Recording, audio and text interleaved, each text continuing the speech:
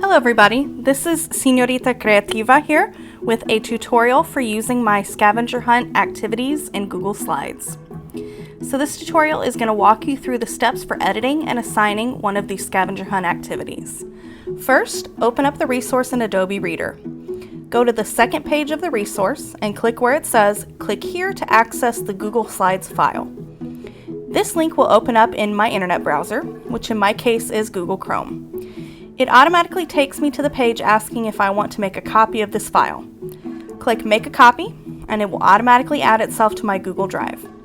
Please make sure at this point you are logged into your Google School account if you're going to be using this in Google Classroom. So you'll notice here that it says Copy of Scavenger Hunt at the top, and you can rename that if you want, but I'm just going to leave it for now. This is your chance to go through and make any changes to the file that you might need for your students. I'm going to leave the example slide in there so that my students have a better idea of what I'm looking for, but you can always delete that if you want. I'm going to delete these 3 editable slides because I'm going to keep everything the way it is and use the slides that are already finished. I've already read the terms of use page, and I still have a copy of that in the PDF, so I'm going to delete that because my students don't need to see it. I'm also going to delete the cover because my students don't need that either, but you could always keep that if you wanted. So now I'm left with the 4 slides I want to assign my students. Before I add it to my Google Classroom, let's go over how your students are actually going to complete this activity. I'm going to go to the first blank scavenger hunt page and look at one of the boxes. The second box here says unos tacones rojos, so I'm going to be looking for a photo of red heels. Now I'm going to try and find an image on the internet of red heels. To do this, I'm going to click on Insert, then Image, and search the web. One of the reasons I love completing this activity in Google Slides is that it has Google Image Search built right in. Super convenient. I'm simply going to type red heels into the search bar. It gives me all of these images for red heels, so I'm just going to find one I like and click it. In the blue bar that pops up at the bottom, I'm going to click Insert, and Google will add it right into my document. How cool is that? Now I'm going to need to resize that image, and then I'll drag it into the correct box. Let's do one more just for practice. Again, I'm going to go to Insert, then Image, and search the web. This time, I'm going to look for un impermeable amarillo, a yellow raincoat. I'm going to find the image I want and click on it.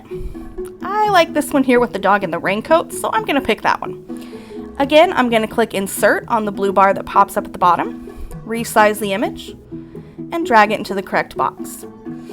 At this point, students would continue finding all of the images, but before they submit, they cannot forget to add their name at the top where it says Me llamo, and then they're finished.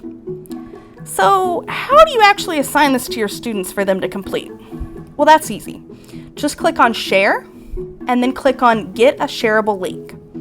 Because your students will need to edit this, you're going to want to change the settings here to anyone with the link can edit. So to do that, I'm going to click on More, and then anyone with the link. And down here, I'm going to have to change Can View to Can Edit. Click Save, and then I'm going to copy the link it creates for me. I can now post that link on my learning management system, like Schoology or Canvas. I could email it to my students, or I could paste it into a Word document to hand out for them. Before they start editing, it's super important that you tell your students to make a copy and save it to their own drive so that they are not making changes to your original file. In order to do this, they would click File at the top and then Make a Copy. Of course, if you have Google Classroom, that's definitely going to be the easiest way to assign this to your students. To assign it through Google Classroom, I'm going to go to classroom.google.com in a new tab. I'm going to make sure that I'm signed in with the correct Google account, and then click Continue, and it takes me to my classroom. Now, this here is just an example classroom, so you'll notice it says 0 students. I'm going to open my example classroom and click Classwork at the top of the screen. Then I'm going to click Create, and now it shows me how to create an assignment. I'm going to give it a title, and then you would want to add instructions before sending it out to your students, but since this is just an example, I'm going to skip that. I'm going to click Add here at the bottom, and then Google Drive, because that's where I've saved this file. I'm going to navigate to my copy of the scavenger hunt that I want to use, select it, and click Add. Now, this next part is very, very important. Because I want students to edit this file, I need to change this setting right over here. I'm going to click where it says Students Can View File and change that to Make a Copy for Each Student.